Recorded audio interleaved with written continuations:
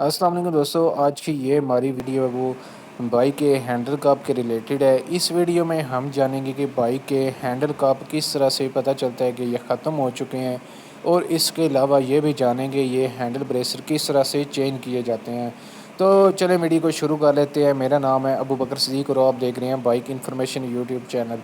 तो सबसे पहले बात करते हैं कि इसमें कैसे पता चलेगा कि इसमें हैंडल कप जो हैं वो ख़राब हो चुके हैं। तो इसमें दो निशानियाँ होती हैं जिनसे हमें पता चलता है।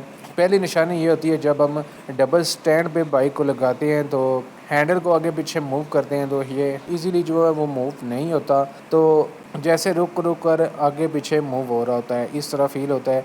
तो दूसरी निशानी ये होती है कि जब आपकी बाइक को खड्डा वगैरह लगता है तो हैंडल में से टक टक की आवाज़ आती है। तो इस तरह हमें मालूम होता है कि इसके हैंडल ब्रेसर जो हैं वो ख़राब हो चुके हैं, चेंज करने वाले हो चुके हैं।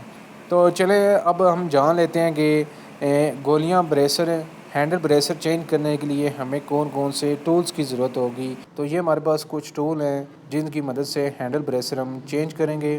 तो इनमें एक हथौड़ा और एक रॉड है जिसकी मदद से हम ब्रेसर निकालेंगे, और हैंडल चाबी है नेट खोलने के लिए, और 14 नंबर की एक स्पैनर है जिससे हम फ्रंट व्हील और इसके शॉक के ऊपर वाले जो 14 नंबर के नेट होते हैं उनको ओपन करेंगे। और एक प्लास भी है और एक सीधे मुंह वाला पेचकस है ब्रेसर निकालने के लिए, और एक गुटका है। उसके बाद एक हमारे पास गोलियां ब्रेसर का हैंडल कप का एक सेट है।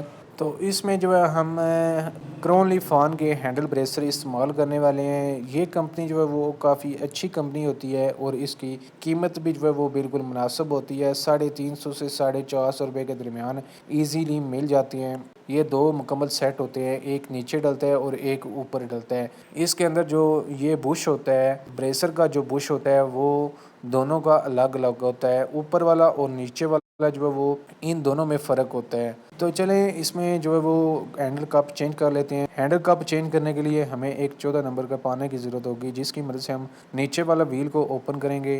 तो उसका नेट ओपन कर लेते हैं। नेट ओपन करने के बाद इसका एक्सल जो बाहर निकालेंगे।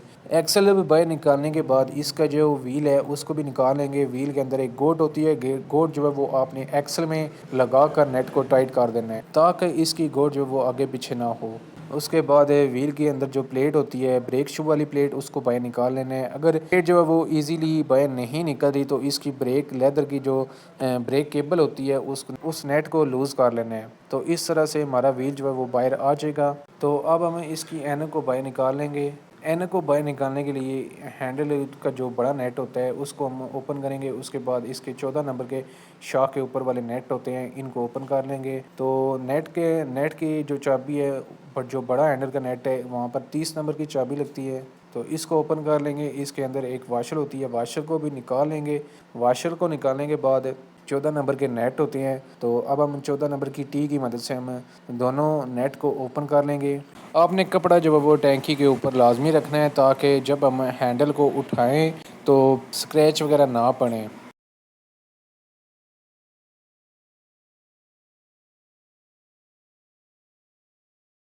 तो ये तीनों जो नेट हैं, हैंडल का 30 नंबर का नेट और शाख के ऊपर वाले जो 14 नंबर के नेट होते हैं वो ओपन हो चुके हैं। तो अब हम हैंडल को बाहर निकालेंगे। हैंडल जो है वो बाहर निकल आया है। उससे पहले आपने कपड़ा लाजमी रख लेना है। तो हैंडल इसका जो है वो बाहर निकल आया है। अब हमें इसके हैंडल के नीचे ना जो एनक वाला रॉड है इसके ऊपर एक नेट लगा हुआ है कट वाला। हम अब इसको ओपन कर लेंगे। ये अगर आप देख लें, अगर हाथ से ओपन हो रहा है तो इसको हाथ की मदद से बाहर निकालें। अगर हार्ड है तो इसको पंच कर लें, पेचकस की मदद से पंच कर लें तो उससे भी आप इसको ओपन कर सकते हैं। अगर इसकी चूड़ियाँ हार्ड हैं तो यहाँ पर इसकी जो चूड़ियाँ हैं वहाँ पर थोड़ा सा आयलिंग कर लें ताकि इसका नेट जो है वो इजी तरीके से निकल आए। तो इसका जो बड़ा हैंडल वाला नेट है वो उतर चुका है। अब हमें इसका जो बुश है, हैंडल कप का बुश है, उसको हम निकाल लेंगे और हैंडल एनक को नीचे कर लेंगे। तो जब ऐनक जो है वो नीचे चली जाएगी तो यहाँ पर गोलियाँ हम बाहर निकालेंगे। कोशिश करनी है आपने गोलियाँ इसके अंदर ना गिरें। अगर अंदर गिरेंगी तो ये अंदर ही रह जाएंगी। तो इसलिए आपने कोशिश करनी है कि इसकी गोलियाँ जो वो मुकम्मल बाहर निकालें।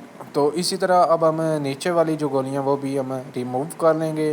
तो ये जो हैंडल कप का बुश है इसके ऊपर बहुत ही रस्ट लगा हुआ है, इससे अंदाज़ा होता है कि ये ख़त्म हो चुका है। तो ये जितना ज़्यादा ख़त्म हुआ होगा तो इसके ऊपर खड्डे बन जाएंगे। तो ये बुश हम आपको निकाल के दिखाते हैं कि कैसे इसकी क्या निशानी होती है कि इसके हैंडल कप जो है वो ख़त्म हो चुके हैं। तो ये हम इसी तरह हैमर की मदद से इसको पंच करके बाहर निकालेंगे।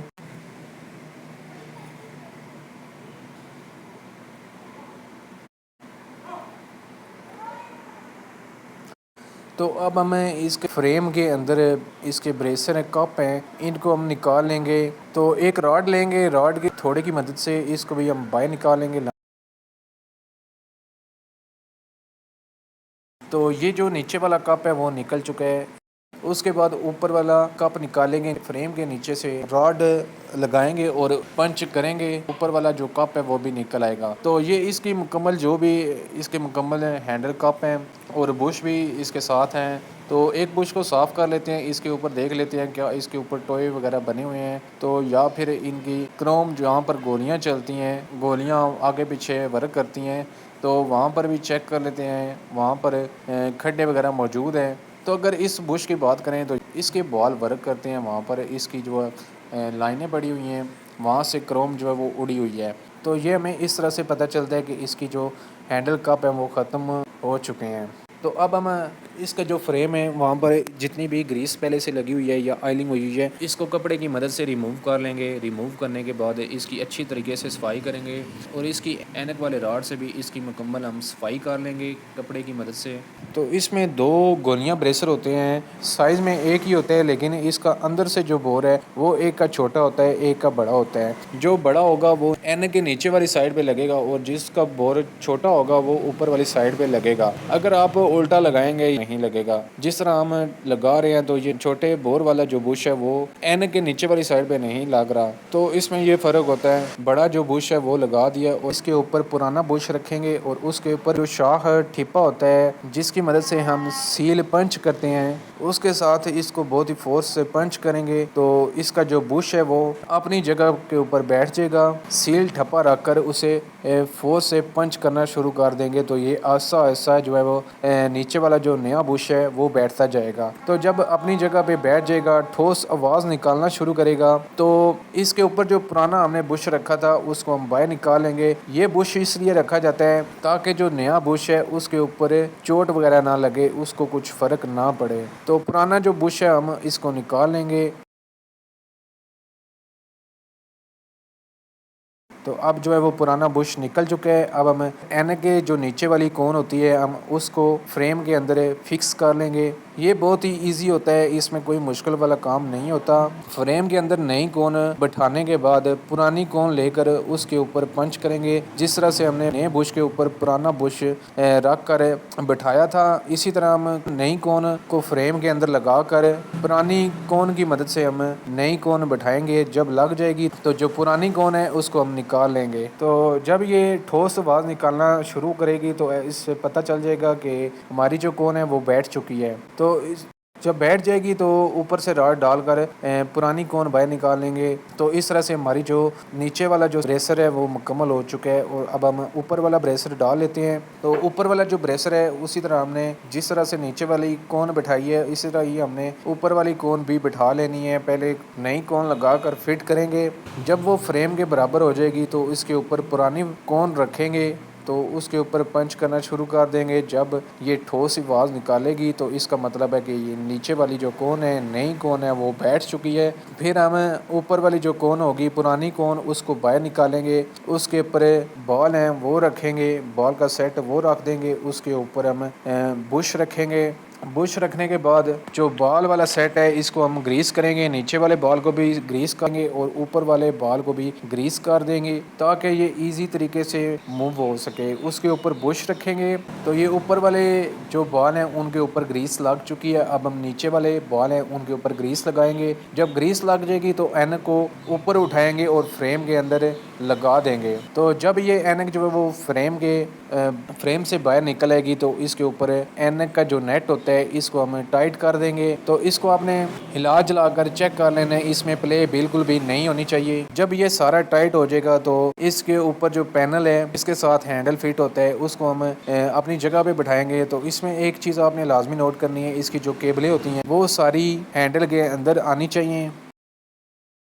हैंडल को अपनी जगह पे रखने के बाद इसके 14 नंबर के 2 बोल्ट लगा देंगे। उसके बाद हैंडल का 30 नंबर का जो बड़ा नेट होता है उसके नीचे एक वाशर भी आती है, पहले वाशर रखेंगे, उसके बाद 30 नंबर का बड़ा नेट रख कर टाइट कर देंगे।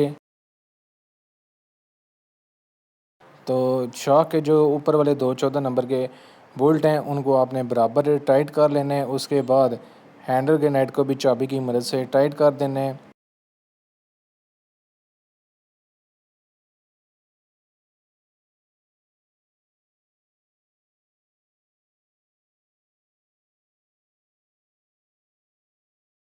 तो ये हमारे इस वक्त गोलियां ब्रेसरीज के हैंडल कप जो है वो मुकम्मल हो चुके हैं और ये हैंडल बिल्कुल ही स्मूथ आगे पीछे मूव कर रहा है। तो ये थी हमारी आज की वीडियो। आई होप आपको पसंद